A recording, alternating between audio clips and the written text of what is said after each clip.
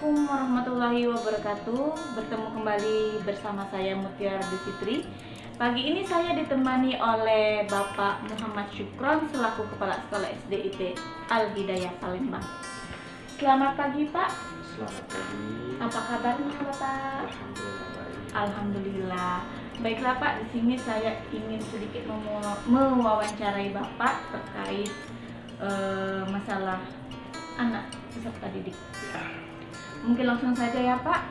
Dalam pendidikan anak usia sekolah dasar, guru perlu mengetahui sifat-sifat dan karakteristik anak agar dapat memberikan pembinaan dengan baik dan tepat, sehingga dapat meningkatkan potensi kecerdasan dan kemampuan peserta didik sesuai kebutuhan anak dan harapan orang tua.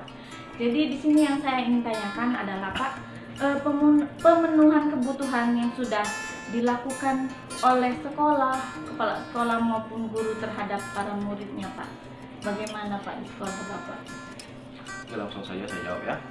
Assalamualaikum warahmatullahi wabarakatuh. Waalaikumsalam warahmatullahi wabarakatuh. Pertama-tama untuk masalah karakteristik anak, kita tidak bisa hanya menggunakan satu metode.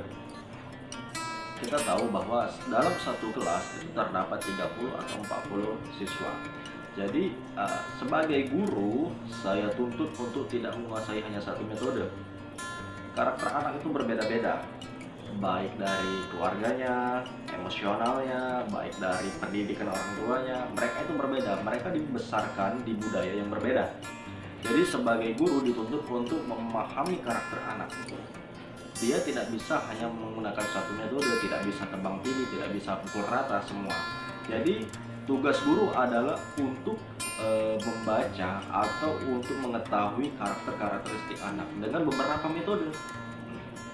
Makanya ada metode yang digunakan seperti kita harus tahu bagaimana emosional anak, kita harus tahu bagaimana pendidikan orang tuanya, kita harus tahu bagaimana lingkungannya, ekosistemnya, kita harus tahu bagaimana kehidupannya sehari-hari, kita harus tahu bagaimana cara menghadapinya dan bagaimana daya tangkap atau IQ-nya. Jadi dari beberapa metode tersebut sudah kita observasi, kita jalani, kita realisasikan, dan yang terakhir ini yang paling penting adalah pendidikan. Bukan masalah pendidikan orang tuanya, pendidikan gurunya. Kebanyakan saya temui di lapangan adalah kebanyakan guru tidak linear. Harusnya dia itu mengajar manajemen, tetapi mengajar masalah pendidikan anak usia dini atau mengajar pendidikan anak SD, yaitu sekolah dasar. Jadi guru itu penting, guru itu adalah ujung tombak.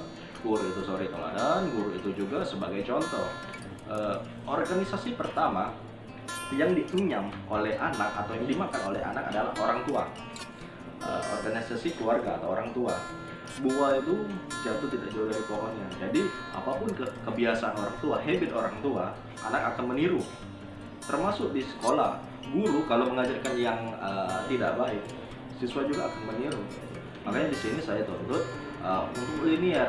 Bagaimana dia, misalnya contoh pendidikan agama, dia harus mengajarkan karakteristik tentang agama, bagaimana guru tersebut bersikap, bagaimana guru tersebut berakhlak, bagaimana karakteristik guru itu harus sesuai dengan guru. Lalu Pak, bagaimana upaya yang Bapak lakukan untuk mengumpulkan informasi tersebut Pak?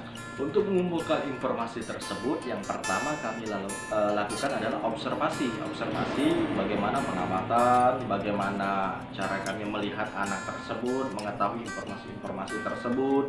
Nah, yang kedua, kami mengumpulkan informasi atau data. Jadi setelah data itu sudah kami kumpulkan fix dan benar, mulai kami bermitra. Yang ketiga, kami bermitra dengan beberapa yang berkaitan dengan siswa tersebut. Contohnya bermitra dengan orang tuanya, bermitra dengan guru, bermitra dengan dokter, bermitra dengan psikologi. Jadi kami harus tahu apa yang kami hadapi, bagaimana metode yang kami jalani untuk anak tersebut. Jadi kami tidak mau anak tersebut mengalami hal-hal yang tidak bagus itu yang masa akan datang nanti.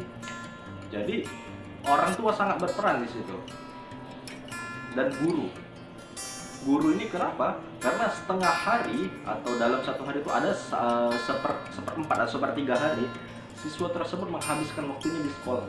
Bagaimana karakternya dibentuk, bagaimana emosionalnya dibentuk, bagaimana daya intelijen atau ingatannya atau IQ-nya, kita harus tahu. Oh, anak ini seperti ini. gunakan.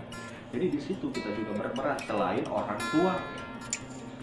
Jadi Pak, untuk meningkatkan potensi kecerdasan dan kemampuan peserta didik itu diperlukan kemitraan seperti yang Ya, disebutkan benar. tadi, orang tua, eh, Dokter, psikologi, dan guru. dan guru. Jadi tidak semata-mata semua itu didapatkan dari sekolah, ya Pak. Tidak. Semuanya itu harus bekerja sama dengan Iya, baik. benar. Terima kasih Pak atas waktunya dan kesempatan hadirnya pada hari ini. Saya ucapkan terima kasih. Dalam pemenuhan kebutuhan siswa yang beragam, Kepala Sekolah SDIP Al-Hidayah maupun para guru mengupayakan meningkatkan kecerdasan dan potensi pada siswa melalui jalinan kemitraan sekolah. Akhir kata, saya ucapkan terima kasih. Wabillahi taufiq wal hidayah. Wassalamualaikum warahmatullahi wabarakatuh. Waalaikumsalam.